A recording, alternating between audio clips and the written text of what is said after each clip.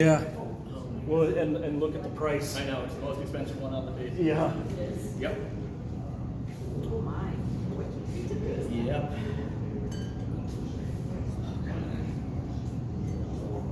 Okay. So just to go back and summarize, we have three ways of evaluating wine, which is the do I like it, what is it, and what is the value of it. And then we just talked about two in the last flight of interpreting wine or exploring wine more. The color, which I sort of gloss over because I don't think it's that interesting. And then the smell. And I think the smell is really interesting, but I don't think it's handy to get, in my experience, I don't think it's handy to get wrapped up in all those descriptors. I think it's just better thinking about wine, trying to organize it to think about fruit and savory. So again, hopefully simple. The next things I want to talk about are just the, I guess you could call it the structure of the wine. And really we can relate these to our taste sensations. Now, unlike how we smell, where we can smell lots and lots of things, I think you all know we don't taste that many things. And I think the list is salt, sweet, sour, bitter, and umami. Did I get them all? So again, we're working with material that we all have experienced our entire lives. And I think it's very easy to start to apply that down into wine. I think for wine, in terms of flavor, the things that we're most thinking about are the sour characteristic, the bitter characteristic, and then the sweet characteristic. Those three things, because that's what we feel on our palates. Yeah, and please keep tasting in the back and forth. Now we can start with, or I'll start with sweet. Now, I think of sweet in two ways, and you guys will have to work on the floor and see what works for our customers in describing it. I think there's one way to talk about sweet, which is the wine chemically sweet or dry? Simply meaning, does it have residual sugar left in it? Residual here meaning unfermented sugars that are left in the solution, left in the wine, that makes it sweet. And that's a chemical scale that we can talk about. It actually starts at 5 grams per liter. That's where the human tongue starts to sense sweetness. And of course, it can go up to 40 to 50 grams per liter of sweetness and be viscously sweet. So that's a great scale to know. It may also be boring for our clients if you start thinking or talking that way, but it does work in terms of chemistry. Now, interestingly enough, if you think about that 5 grams per liter, there are a couple of fun things to think about. One is below 5 grams per liter, you're pushing the solution obviously drier and drier, but technically it's very hard to make a wine completely dry. Now, this only helps to know if someone starts fighting you on the sales floor, arguing that the wine needs to be completely dry. There are sugars that are not fermentable, and so most wines are not 100% dry, but they're not perceptibly sweet. There is a fascinating connection, though, of that benchmark of 5 grams per liter. Winemakers can play around with a little bit. Because if you go a little bit above that, most people probably won't say that the wine is sweet, but just like butter in a dish, it'll make the wine taste richer. So having that bit of sugar pushed to it will actually make the wine be fuller bodied and be richer of character. And now here is a saying in the wine industry, which is that Americans like to talk dry, but we drink sweet. All right? And the reason for that is if you stroll through a grocery store and you look at many of the value brands, even though they're listed as dry wines, most of them will probably be, if you went and chemically analyzed them, between 6 and 9 grams per liter of sugar, meaning that they are perceptibly sweet if we were thinking about that, even though it's listed dry. Now, if you think that's a criticism, I have a story for you which I think will cement this. I know a winemaker named Caleb Foster. He had a winery named Beauty. His wife's last name was B-U-T-Y, Beauty. And I thought he made incredible wine. He also worked, and still does, he's at a different winery. He also worked and did one of his first gigs in winemaking at a winery called Woodward Canyon, which is in Washington State. Woodward Canyon is a famous winery. It's been there a long time. And the owner of Woodward Canyon always believed in Cabernets and making Cabernets very structured, very dry. He was really pursuing a Bordeaux style of winemaking. Caleb was there, and with the 1996 vintage, which I had bought some of, Caleb was the assistant winemaker, and the wine finished fermenting, and it finished at 5 grams per liter. And Caleb turned to the owner and he said, you know, I think it's good, I think it's done, it tastes good. And the owner said, no, we're gonna inoculate it and ferment it fully. And he inoculated it and he got it as far down dry as he could. Caleb and I, some 15 years later, were drinking a bottle of the 1996 Woodward Canyon, and Caleb was amazed, and he said, and I hope this punchline makes sense to you, we inoculated that dry, and I thought it was never fucking coming back. Like, it was all tannin when it finished. Like, it had, you know, like, it had matured nicely and it was beautiful wine. But in any case, so when we're thinking about dryness, there's a little bit of playing around there that, you know, try and investigate with our clients of what they need. Now, if it helps thinking about sweetness, another scale, and hopefully this helps more, is the difference between fruity and dry. So if I get a client who's asking about that, I can switch or will switch to saying, you know, some wines are very low fruit character, meaning they're dry. Some wines are very fruity. Petite Syrah and Zinfandel tend to be very fruity, meaning that they don't presume on dryness. Other wines, like Barolo, tend to be very dry, meaning they're low fruit character. So oftentimes that's a way to talk and think about wines. So again, keep tasting and think on your palate. Sweetness level. Here, we're not having sweet wines, but you can at least taste and see. And even if people like sweet wines, I think a lot of people feel like they'll look unsophisticated if they ask for sweet wine, Mm-hmm. you know, and so that's always a challenge to discern, you know, what they actually need. And fruity, I think, is a great way to sort of break Mhm. through that. Yeah, yeah. Again, depending on, it's a feel of what clients are, what they're looking for, what they don't want to say, you know, feel like they shouldn't be buying white wine, they shouldn't be buying sweet wine. So, way to work with them around those things. So the next thing is sour that we taste. And here, if it helps, and it probably doesn't much, you can convert the word sour, but we know what sour is like, we feel it, to acidity. That generally doesn't help with on the sales floor, so you can convert it to freshness or vibrancy. Okay? And the translation there through those is wine is acidic, even red wine is acidic, but we actually like acidity. Now, we tend to not like drinking vinegar, but if you've ever experienced, say, orange juice or coffee or Coca-Cola, those are vigorously acidic beverages. The easy one to do when I'm talking to clients about this is think of lemonade.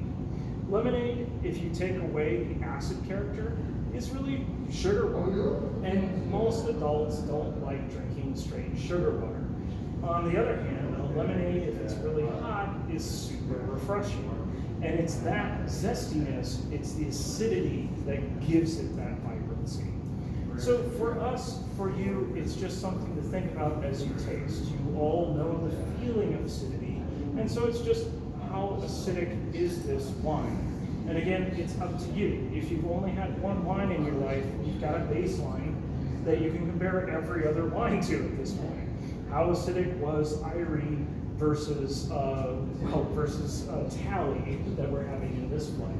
So again, just a baseline to be able to discuss and think about wines. Is a California Chardonnay typically known to be more acidic? It really, Chardonnay is a real chameleon of a grape Okay. because you can do so much with it. You know, you can have the Pommier Chablis, which is very acidic, but you can also make it really full-bodied, really robust. So that's one of the fascinating things about Chardonnay is it can run the absolute gamut of everything. Whereas I would say one of the fascinating things about Pinot is even though we're tasting a bunch of different Pinot Noirs, it doesn't have the same breadth of differences that Chardonnay has. Or you could reverse that and say that Chardonnay is ubiquitous and boring, and Pinot Noir is much more elegant and specific, depending on how you want to treat your grapes. There. Yeah. So. I think Chardonnay is one of the harder ones to sell. If you're selling to somebody who they're buying for themselves, they can usually tell you what they want. But if they're buying it, oh yeah, my friend likes Chardonnay, I want to buy her bottle. Oh, Yeah. you know? Yeah, and sometimes white Burgundy is the easy way out there because you're selling Chardonnay, but issues of like oak, malolactic fermentation, all kind of go away unless someone is very specific about it. Well, and that's why we have that Morgan in. Yeah. As our, Yeah. Go-to, Mhm. yeah, Mhm. because it's, but it doesn't have like that one, it's Yeah. kind of overloading. Yeah. Okay, so you've got sweetness in wine to think about, and you have acidity to think about now. The final thing to think about in terms of flavor is bitterness. And just like acidity, saying wine is bitter is not going to help you on the sales floor. So we can convert that to the word tannic, right? We do actually like bitter things as human beings. We like how they feel. Tea, spinach, salad, there's another famous one that I'm forgetting, are all very bitter foods. So bitterness is a way to think about wine. Now the main way we're going to experience bitterness in wine is tannin. So tannin. If you don't know what the compound tannin feels like, again, if you eat a spinach salad and the dryness, the puckering that comes, that's actually tannin. So some wines will be monumentally tannic. Barolo is a good example, particularly from Serralunga. Some wines will not be tannic. Pinot Noir is actually known for not being so tannic.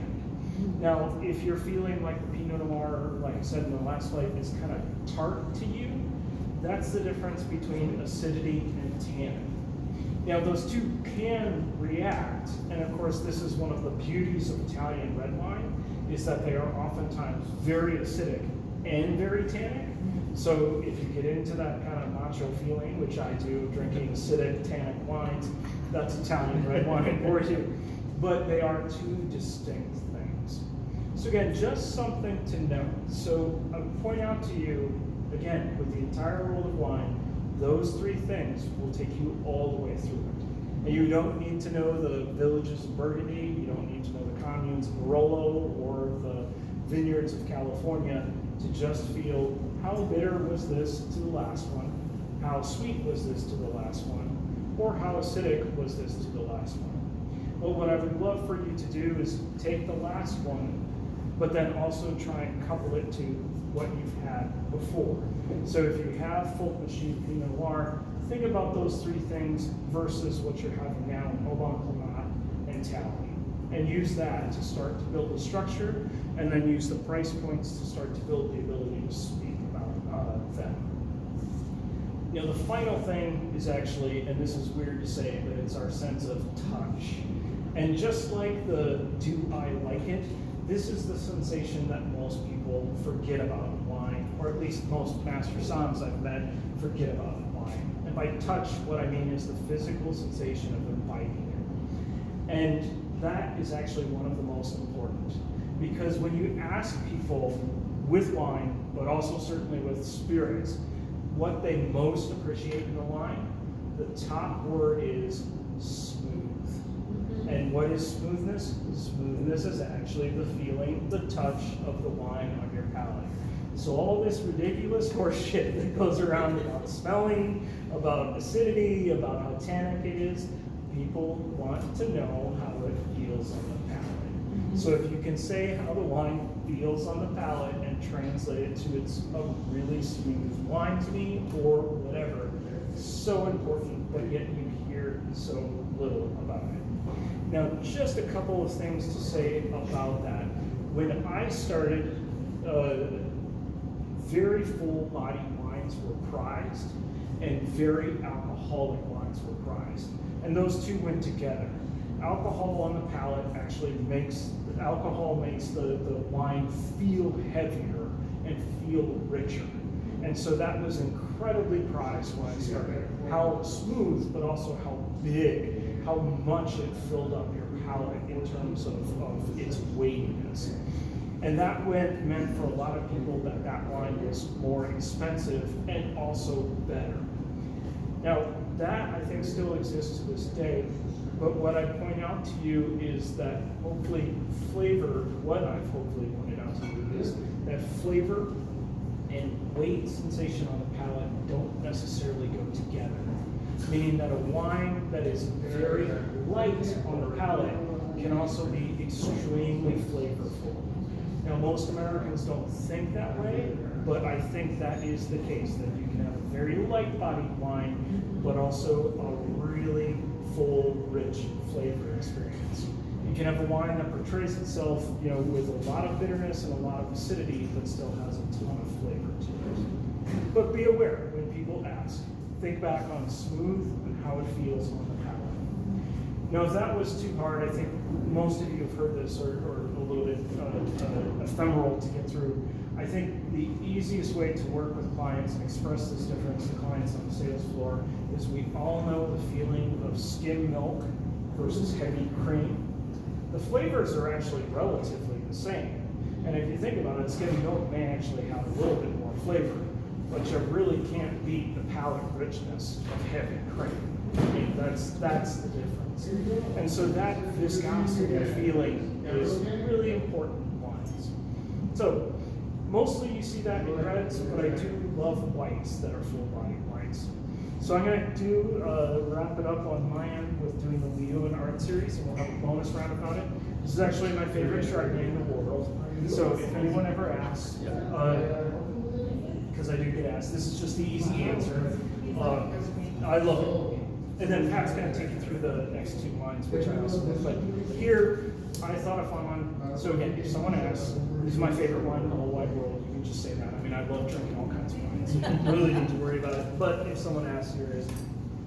Well, why do you like that? Anything I can I help you love the with, smell. just give me a I hand. love the feel. Just a quick The what? overview. Feel on of the palate. the stores Yeah, right now. I just love how it smells. Yeah. And I love the feel on the palate. I've also had it a bunch, and so to me, it's sort of like, coming home or drinking a Miller, realizing that my Miller is at $90 a bottle, $1 a can, or even less. But I think it's amazing. Leeuwin could they could argue that they are Australia's top Chardonnay. They're over on the Perth side of Australia. So real briefly on Australia, because we don't sell a lot of it, we sell more whites than reds, but Australia is as big as the continental United States. So you guys would never confuse a New York State Riesling with Santa Barbara Pinot, because they're so far apart. So Barossa Shiraz is not the same thing as Margaret River Chardonnay. So they're over in Margaret River, which is a very temperate climate and makes a lot of high-powered cab and Chardonnay. I fell in love with this with the 2004 vintage and have collected it ever since. It is a thing down at Farwell. We sell a lot of it. We, I think, are the United States top customer for the Leeuwin Art Series Chardonnay. Yeah, I think it's just a beautiful wine. And that's our final bonus because I have it in the back of the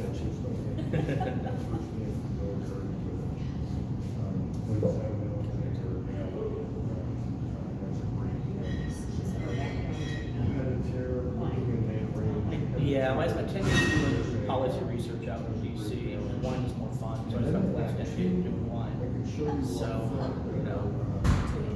What vintage of culture did you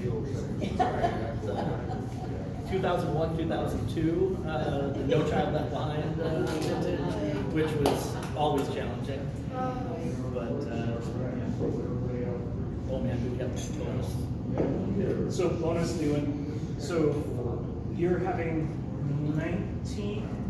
18, and this is 13. So again, if fun for you guys, if a customer has a question about a screw cap, or about Australian white wine, or about how good it could be, here's an example. So Yeah, There's 20 years of screw cap success. So. Yeah, I mean, Yeah. the story, when someone questions me about a really expensive wine with screw cap, I always use the example of Plump Jack, which for about 15 years was doing half of their wine under cork and half of it under Stella under the screw cap. And they did a vertical, this was probably 8 years ago now, But they did a vertical of each, and they actually found, because a lot of times people thought, oh, if it's screw cap, it's not going to age the same because you don't have the passing of the air through the cork. They actually found not only was the ageability comparable, but the screw cap was actually more consistent in terms of quality because there's less that can go wrong when you're doing the cork. So it's actually it's environmentally friendly, it's very consistent, and it doesn't affect the ageability at all on the wine. This is also one of my favorite Chardonnays. And kind of the great thing about Lewin is if you've got someone skeptical about Australian wine, because they've kind of gotten a bad rap in the last 20 years or so, Lewin was actually founded because Robert Mondavi sort of put the bug in the ear of the owner and the winemaker to say, you need to, because they had a farm, they had a cattle ranch, and he's like, you need to plant grapes here. Because at that point, it was really well known for Cab and had the Margaret River, and they started doing Chardonnay because it's got a really great coastal influence, and their second vintage, I think, was the top-rated Chardonnay in the world at Decanter. And so it's kind of all been uphill from there. Also, the artist series, they always commission local artists to do the artwork. They also have one of the best concert venues in all of Australia on property. It's a really cool place. It's got a lot going for it in addition to I'll add to that story because so the story is in '68, Robert Mondavi tours Australia, and he meets Leo and some sheep farmers, and he says, I really think you should plant Chardonnay right here, and I think you should oak it, and oak it a lot, put it through malolactic fermentation, and they do, and they have gotten huge awards ever since, and I think it's justified, right? I've spoken to, I'll make my story short, but the funny thing is I was later on speaking to Lois Legator, who was hosting a tasting at NX, and he said, the damn thing about the Lowengarn Chardonnay is Robert Mondavi visited us in the Alto Adige in Upper Italy, and he said, I think you should plant Chardonnay right here and really oak it and put it through malolactic fermentation. So I'm like, so Robert Mondavi, was he a genius or did he just like a broken clock go around the world? I think you should plant Chardonnay right here. So I'll turn it over to Pat to take you through the and just one last thing about this, when we talk about sort of taste and how oak presents, because this is a very oaked Chardonnay. So it spends 11 months in new French oak. And so when we talk about oak, there's sort of old oak, which is relatively neutral, and then there's new oak, which imparts kind of that vanilla aging smell. So this is 11 months of new oak. So if you kind of want a poster for what new oak can do to Chardonnay and still be really balanced, this is a great one. Is that the 19 or is that the 13? Well, this is the 13 that I have in my hand, but both of them, it's about the same. 11 months in new French oak. How much does, and all of their Chardonnays are a higher price point? Not all of them. I mean, the art series is the only art series Chardonnay they make. They make about 3 or 4 different levels of both Chardonnay and Cab. So they have a range of things, and all are very good. But the art series is always from the same 2 vineyard sites, the same clone. It's always the best of the best. And that's the only one we carry, the art series. I don't know. Is that the only one we carry, the art series? We can order them, but we tend not to carry. Left Bank, the wholesaler, tends not to carry the others. Australia has been a really hard category for a really long time. So we tend to get that on custom order through Left Bank, and then Left Bank doesn't. I don't think they carry any of those.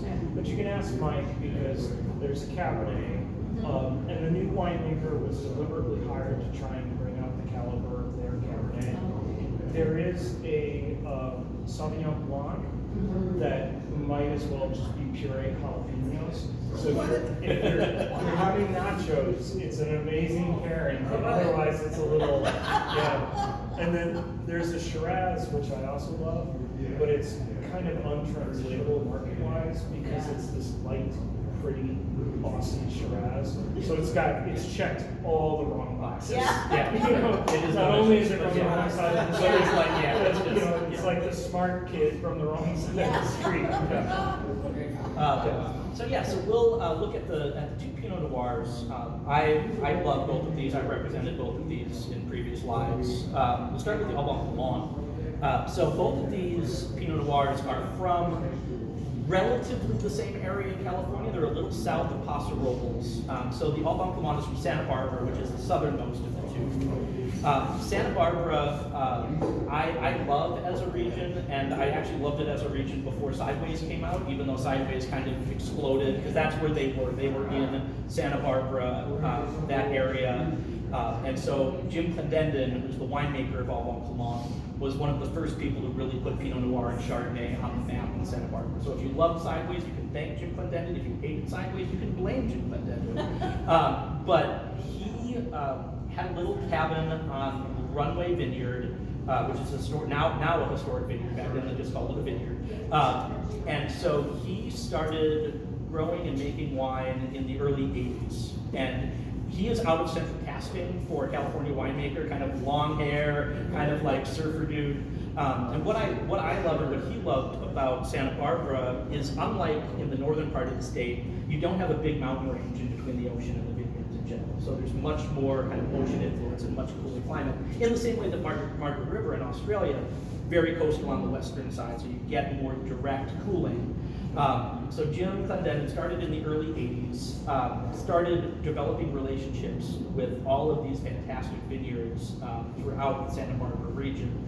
And I believe, in addition to the Santa Barbara, the Sanford and Benedict is one Alban Clement wine that we have on the shelf. Sanford and Benedict was really the vineyard that created Santa Barbara as a Pinot Noir region. It's a little bit further west. Again, you get more of that ocean influence. And so this is another one of those wines that what's on the label only tells part of the story, because he is sourcing from about a half dozen of the most historic vineyard sites in Santa Barbara. And all, it's a blend of grapes, so it's not a single vineyard appellation, but the fruit that he is using is some of the best in Santa Barbara. Also, sadly, Jim Clendenden passed away this past May. It was very sudden, very, very sad.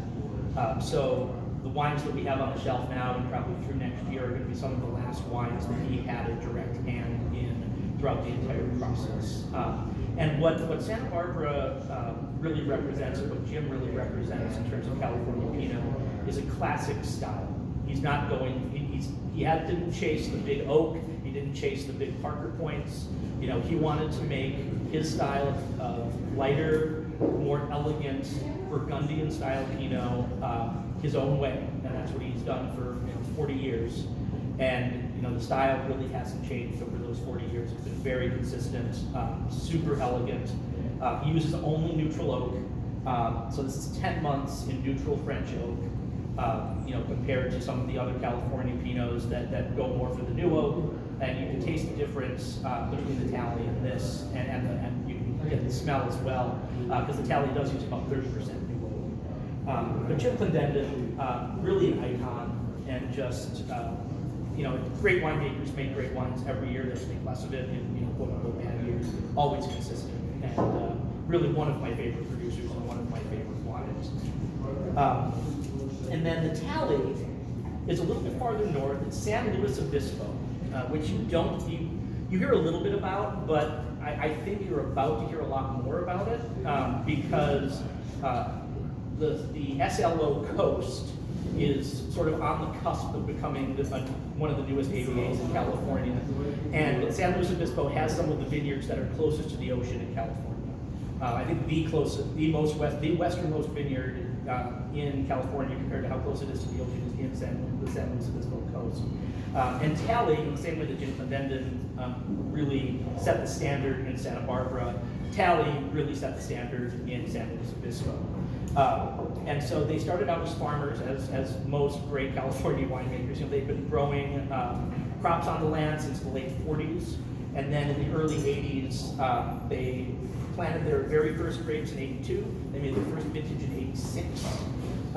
And they were really, Brian Tally is fourth generation right now. He's the GM. They brought in a new winemaker about 10 years ago, but has really kind of kept the same standard. Like I said, they use 30% new oak, so this is going to have a little bit more of that vanilla if you get that on the nose. When you compare the two, this has a little richer kind of nose to it, and on the palate you get that richness too. So even though it's Pinot Noir, it's still relatively light, it is really relatively balanced. Yeah, they're pretty strikingly. They really are different, even though they're relatively the same. They're both south of Paso. They're not Napa, they're not Sonoma. People kind of lump Santa Barbara and San Luis Obispo together. Strikingly different, but yeah, you definitely get the cooler climate. Sort of the more relaxed, the more elegant style of Pinot. It's certainly not overpowering. I stand up here, just swirling my glass as I'm talking. I think it's a nervous habit. And whenever I do these sorts of things, I always ask people. So there are 2 reasons why we swirl the glass. Does anyone know what they are? Aerate it is one. What's the other reason? It makes us look like we know what we're doing. It's very, very important. So I always swirl while I'm talking. Very good. Anyway, that's what I've got on these Yeah, 2. yeah. Okay, nice. So I'll just do 2 more things, which is if, this is confusing to me, but if you rotate the page one more time, it's very difficult. Sometimes staff order wine, staff trains, you don't have to. The reason I want you to turn this over is because a lot of these wines, especially the foreign ones, where we import them near direct, there's a really steep discount on them. So as you're working on the sales floor, realize that everywhere else in the United States, these wines would be at a much more premium price. So if you're thinking about René Leclerc and Paul Pernod, it's a very different price than what you saw on the front machines. It's a little bit higher for our clients, but still, that's me working on the logistical chain and just essentially snipping out 2 levels of middlemen to get us down to those prices. So that's the comment I would have just for your sales. That was gonna be my question, because people look at that, or like the specials that we have in the front, and go, what's wrong with it? Why is it that price? Yeah, and I get that a lot in Burgundy, with Burgundy buying in particular down at Farwell. Each store behaves differently. I can certainly understand you get it for all of them. But so like I talked to you about Becky Wasserman and how her Burgundies, how big she was in terms of fame. So she's a broker for very famous Burgundy properties, but she also brokers them at 50% markup. So comes out of what would be called ex-seller, and she's going to put 50% on it. And then generally to get it over to the US and for a wholesaler to make a markup on it, they're going to put 35% more on it. And then a lot of retailers will put 35% more on that. Southeast Wisconsin is a really aggressive place, so it tends, on the retail side, so of wine sales. So Southeast Wisconsin tends to be around 8 to 22%, whereas Madison tends to be around more like 40%. But all in, you see there's a lot of percentage there, 50, 35, 40. You could take an ex-seller and make it 100% over. Or if you're working with people, Erin, who is your Rebecca, Erin's one of the owners of Select, who lives 2 blocks from me, so I'm always working with her. She's generally getting me Paul Pernod, Pommier, René Leclerc at like 6 to 12%, and the broker in Burgundy is at around 10. So if we're all doing 10, that's 30% up over cellar door versus 115, 120. So that's a lot of why that pricing is there. It's taken me years to do that, but that's a lot of what's going on with that. That's a Yes. question. Yeah, it It's takes our hard work. Yeah, Not it anything takes wrong with a ton of logistics to do it, but that's why. And if people look up these producers, my hope is that they realize that these are not people who are generic or made up or of limited fame. Trader Joe's gets most of their wine out of Bronco, which is just a made-up label, whereas none of these are made up. These are all linked back to It's not a clearance. What's that? It's not a clearance. No, Yeah, and I think that's maybe the question I'm getting is, why? Why is it that it's 8 inch? Yeah. So, So how did we answer that question? why these You just threw a prices? lot of numbers out. But how do you simplify it for a customer who walks in and says, you go from $49.99 to $24.99 for this? Is it dated? No, I think the answer is the annoying world of logistics. Okay, okay. And, well, and maybe putting more positive spin on it, that the wine industry is really strongly relationship driven. Okay. It's so, I forget the economic term for dysfunction or non-clarity in economic relationships and how things are bought and sold. There's a term for that, obscure, it's not obscure, but the wine industry is inefficient. The wine industry is amazingly inefficient because it often strongly relies on relationships. So for a wine like Paul Pernod, Bourgogne Blanc, or something else, the traditional relationship would be it's brokered by Jean-Marie Champs. It gets imported by Louis Dresner. Louis Dresner allocates it out across the U.S. to wholesalers, and then wholesalers allocate it across the state to retailers or to restaurants. And all of that is relationship driven. I may not like you, so I don't give you any Paul Pernod Blanc. You know, I may like you a lot, so I give you more. Yeah. And in fact, I remember with Paul Pernod, I remember talking to Louis Dresner about it, and she was saying, no, we can maybe get you 5 cases of Bourgogne Blanc allocated to you. That would be very special because that's as much as anyone would ever want. And I remember telling her, I actually have been there. I've talked to him. I could call him right now and order 50 cases. You know, so it's strange, but there is a huge, yeah. I would phrase it as, we found an opportunity to bring this to you. Yeah, that's a bit Yeah, much that's- short there. yeah. Team effort, short, Yeah. concentrated. Nothing wrong with it. Yeah, It's a yeah, great wine. nothing, yeah. It just